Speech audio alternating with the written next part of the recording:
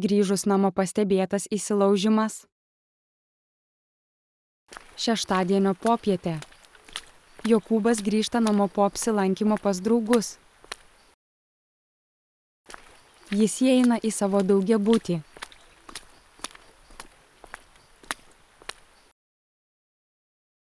Jis naudoja raktus, kad atrakintų savo buto duris. Jis įeina į savo butą.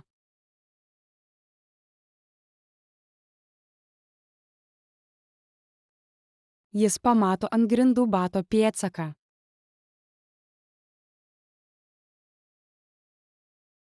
Jis apsidairo ir pastebi, kad vienas langas atidarytas.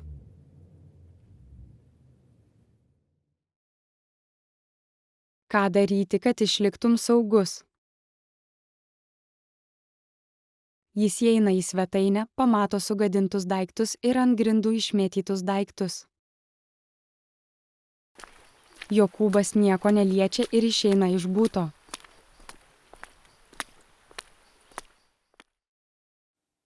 Jis paskambina policijai.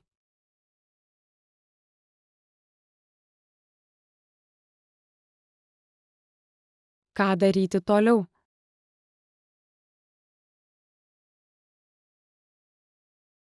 Nieko neliesti.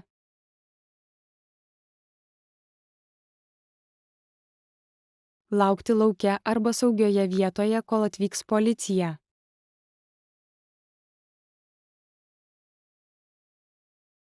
Išsikviesti pagalbą.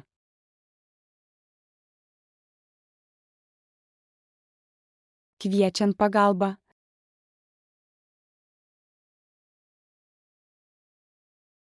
Kalbėti aiškiai ir ramiai.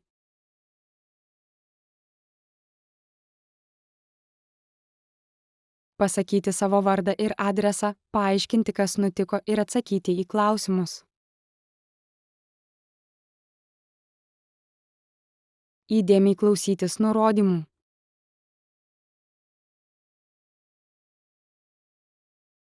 Ką daryti, kad išliktum saugus po įsilaužimo į namus? Policija užduoda jam keletą klausimų apie tai, kas nutiko. Jokūbas pasako savo vardą, adresą ir atsako į policininko užduotus klausimus. Jokūbas giliai kvėpuoja ir išlieka ramus, kol laukia atvykstančios policijos. Jokūbas paskambina savo broliui ir papasakoja, kas nutiko. Jokūbas pasako broliui, kur jis šiuo metu yra. Atvyksta policija ir užduoda Jokūbui keletą klausimų. Atvyksta Jokūbo brolis ir pasiūlo tą vakarą pabūti su juo. Ką daryti po įsilaužimo? Laukiant policijos paskambinti patikimam žmogui.